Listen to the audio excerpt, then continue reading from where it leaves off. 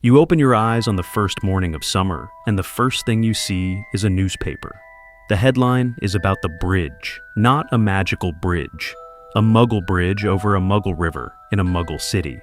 And the Death Eaters destroyed it with the casual thoroughness of people demonstrating that the distinction between the magical world and the non-magical one has stopped being relevant to their operations. People died, ordinary people, who had no framework for what came out of the dark above them.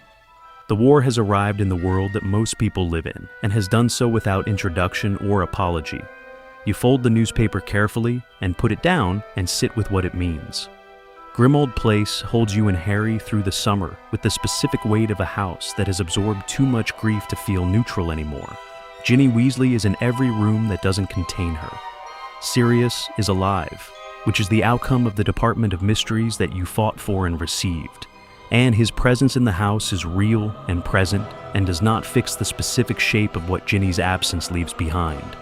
You practice in the mornings. The fox form is as good as it is going to get without a more formal understanding of what drives it, which is something Sirius is working on with you in the evenings, with the specific enthusiasm of someone who has been prevented from doing anything useful for months and has finally found something useful to do. He corrects your return sequence. He shows you how to hold the transformation under stress, how to keep the form when something frightening happens rather than snapping back to yourself involuntarily. You practice until the snapback stops. Sirius watches you work with an expression that moves between pride and something older than pride, something that belongs to the specific way people look at children, who remind them of people they loved and lost. He tells you once, in the kitchen after a late session, that your father would have been difficult to live with if he'd seen you do that. You say, "Difficult, how?"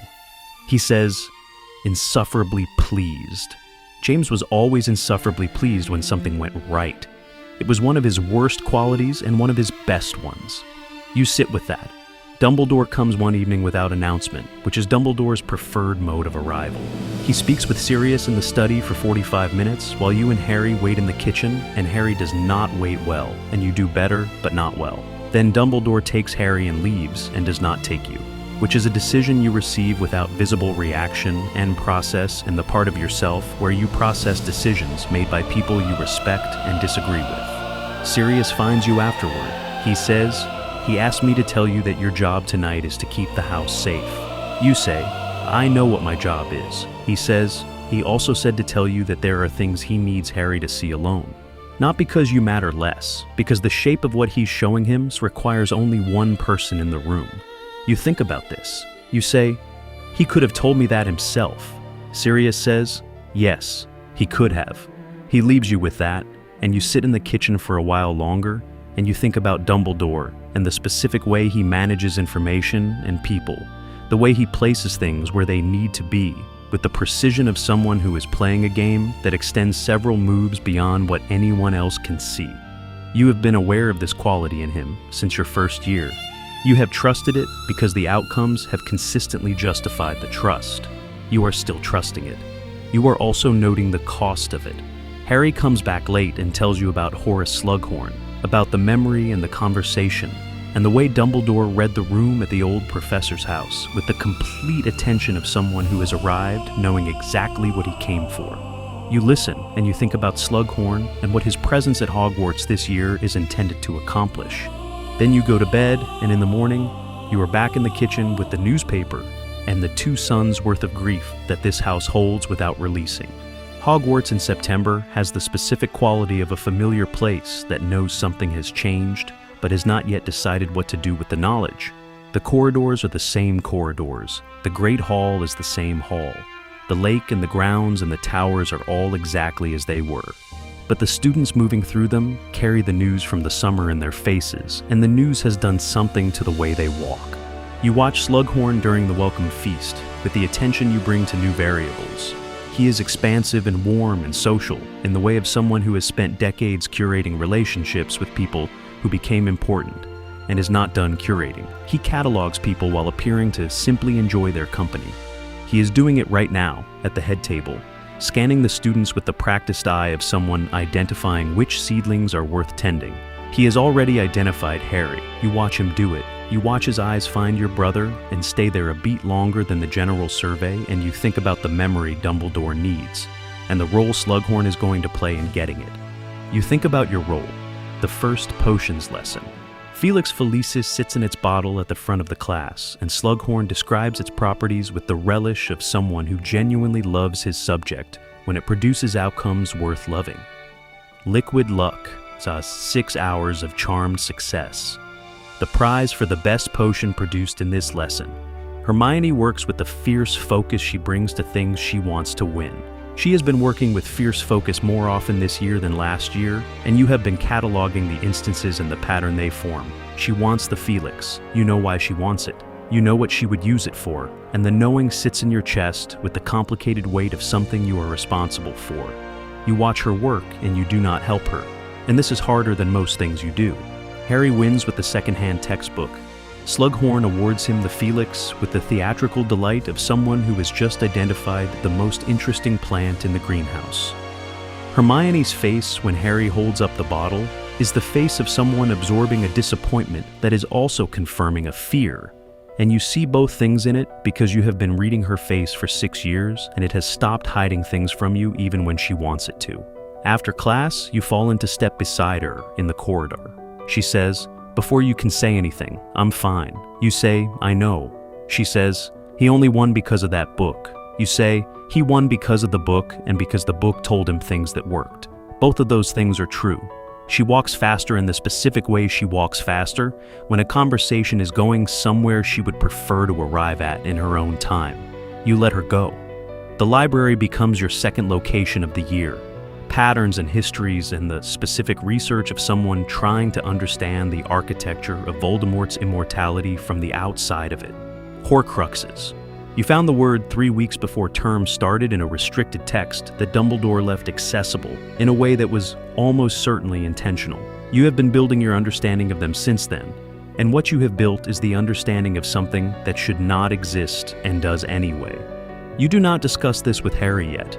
Harry knows what Dumbledore is showing him. You will compare notes when there is something specific to compare.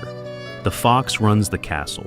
At night, when the corridors have the specific quality of spaces that were designed for daytime and are being used by neither, you move through Hogwarts in a form that the architecture does not register. The common rooms, the corridors between, the specific routes that Draco Malfoy has been taking at hours that have no explanation in terms of anything a 6th-year student needs to be doing at 2 in the morning. He is doing something. You knew he was doing something before the year started. What you are doing now is determining the what, the where, and the when. You follow him twice in October and find nothing. Not nothing exactly. You find the specific evidence of someone who is careful, which is a particular kind of nothing that tells you something. He checks for followers. He takes routes that break surveillance. He is doing something he knows would be dangerous to be caught doing. The third time you follow him, you find the cabinet. It is in the room of requirement in the form the room takes when it is hiding things. The room of hidden things, full of the accumulated detritus of centuries of students who needed something concealed. The cabinet is large and old, and Draco is working on it with the focused desperation of someone under a deadline they did not set. You watch from 3 feet away in a form he cannot see, and you understand what you are looking at. A vanishing cabinet, paired with its twin somewhere outside Hogwarts. A passage into the castle that bypasses every ward Dumbledore has placed on the building. Draco is not trying to escape Hogwarts through it. He is trying to bring something in. You go to Dumbledore the next morning. He listens to everything you tell him with the complete attention he has given you since the first year. When you finish, he is quiet for a moment. He looks out the window at the grounds. He says, "Yes, I know about the cabinet." You say, "You know." He says, "I have known for some time." Draco was given his task in the summer. I have been watching him attempt to complete it while also watching him struggle with the weight of it. You say, and you haven't stopped him. He says, "I have been managing how this arrives rather than whether it arrives. The distinction matters. You sit with this." He says, "The task he was given is to allow Death Eaters into this castle. The person he was given the task by is using him precisely because Draco failing has consequences that keep Draco working. Voldemort's preferred method of ensuring compliance is the threat of what happens to the people you love when you disappoint him." You say, "Narcissa." He says, "And Lucius." currently in Azkaban and therefore in a position where his continued safety is entirely dependent on his son's performance. You think about this. You think about Draco Malfoy in the room of requirement at 2 in the morning, working on a cabinet with the expression you have been cataloging all year, which is not the expression of someone doing something they want to do. It is the expression of someone doing something they cannot stop doing.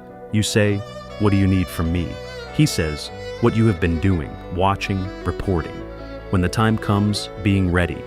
You say, "Ready for what specifically?" He says, "I cannot tell you that yet, not because I don't trust you, because the specific form the readiness needs to take will only be clear when the specific circumstances arrive."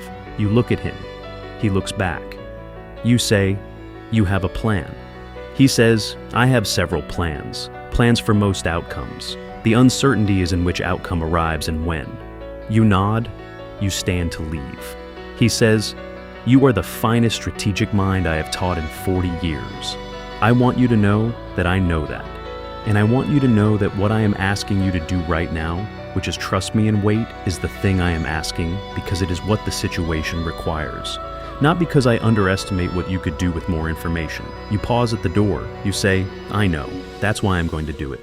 The love potions arrive in January. Specifically, the box arrives addressed to you, which is either a targeted attempt to incapacitate you specifically, or a misdirected piece of stupidity from someone who thought you were someone else, and you have not yet determined which. You are not in the room when Harry and Ron find it. You come back to the dormitory to find them in the specific state that love potion produces, which is a combination of euphoria and monomania that is immediately obvious to anyone not also experiencing it. They are not dangerous. They are ridiculous.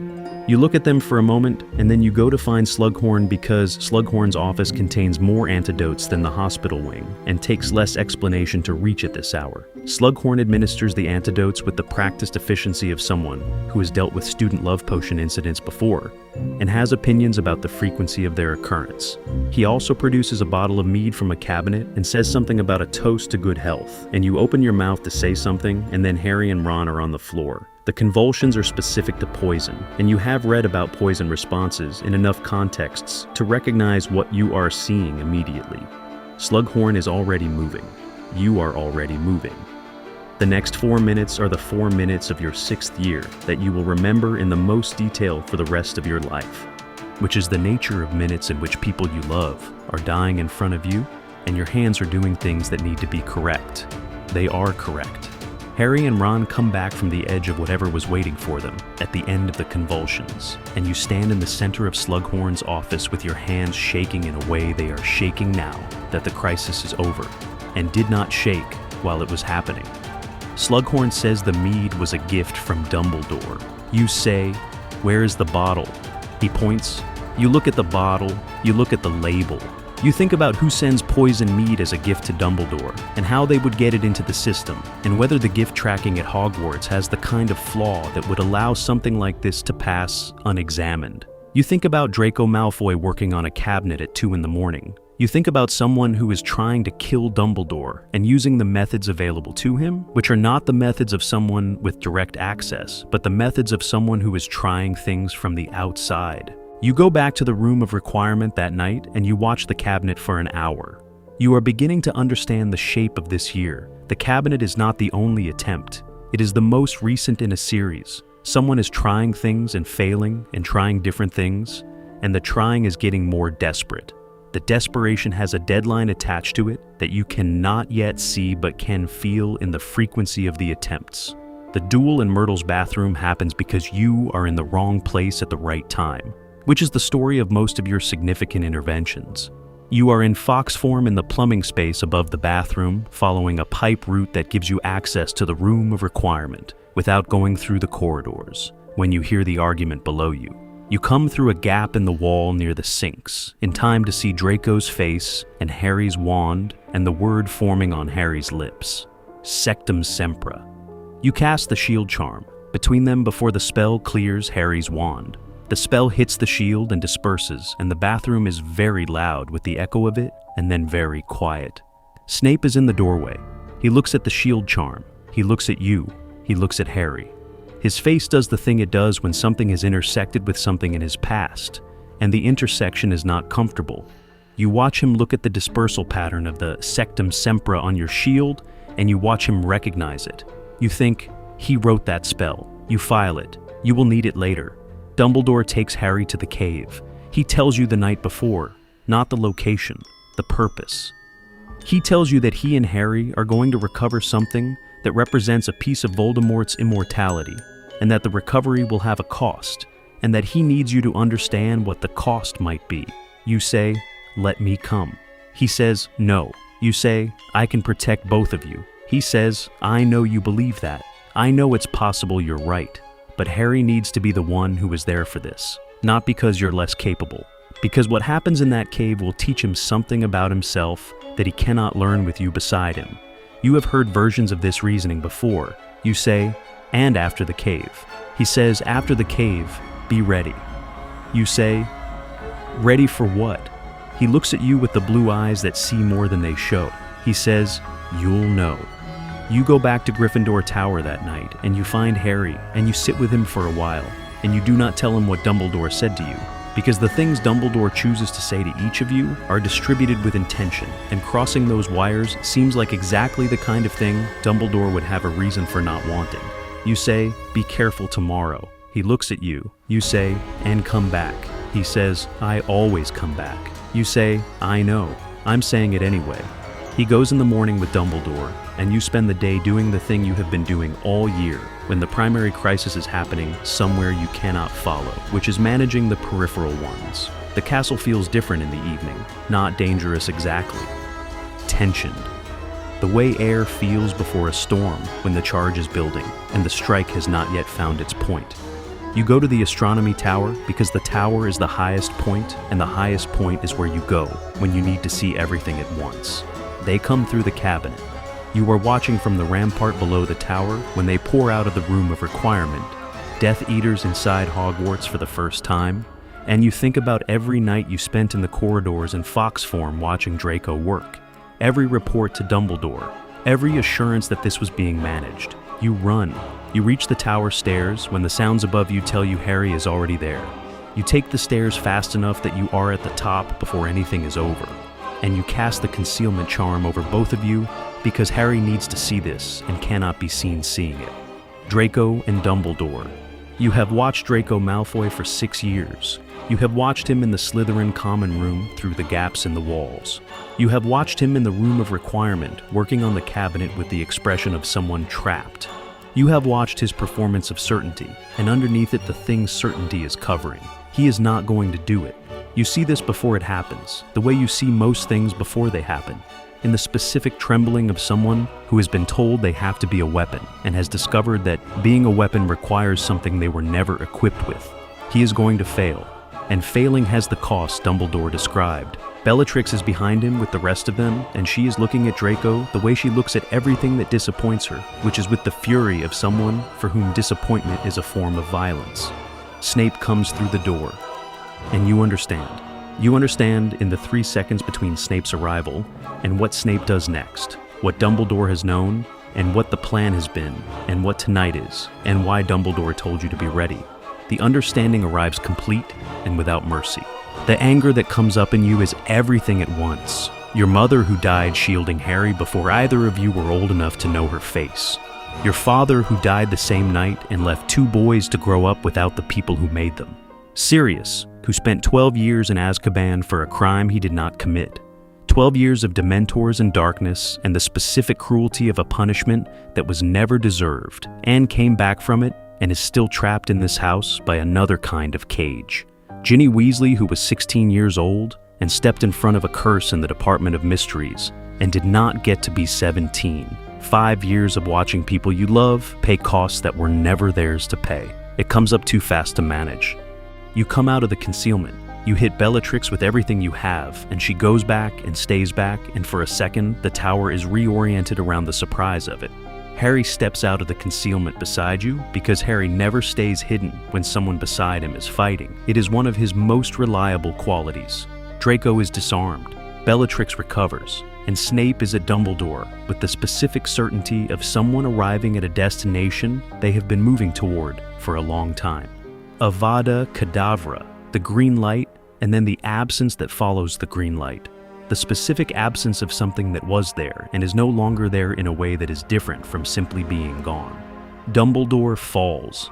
You watch him fall, and the anger drains out of you all at once, replaced by something colder and larger that does not have a name yet.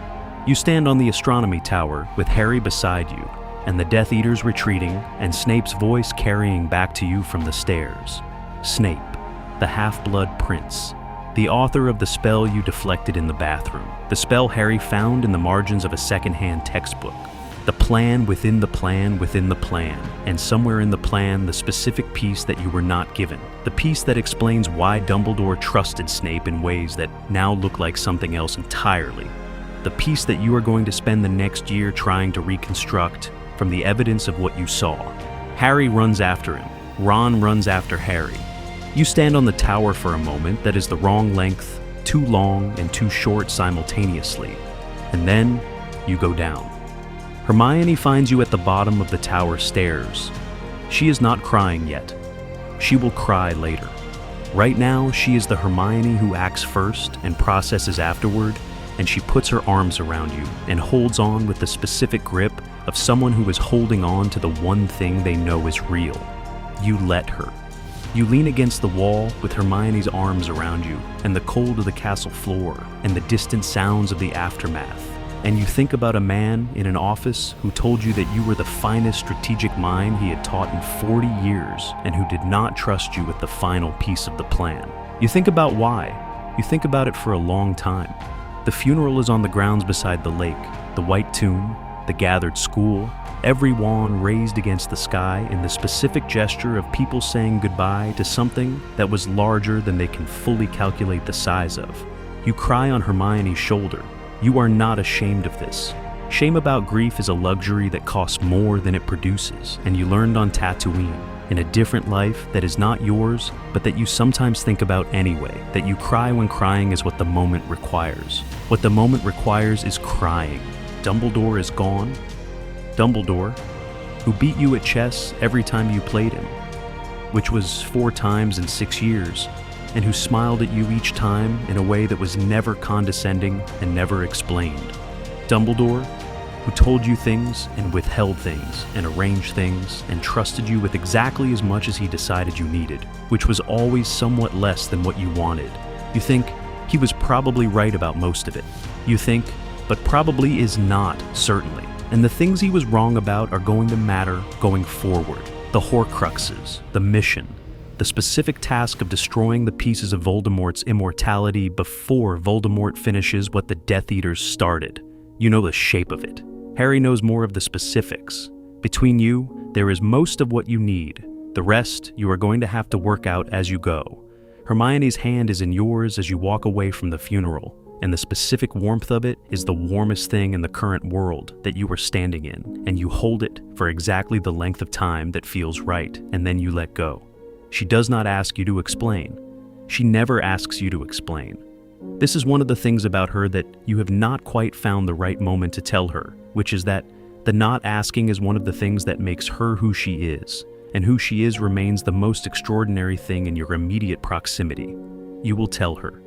When this is over, if you are still here, you walk back to the castle in the thin light of a Scottish summer evening.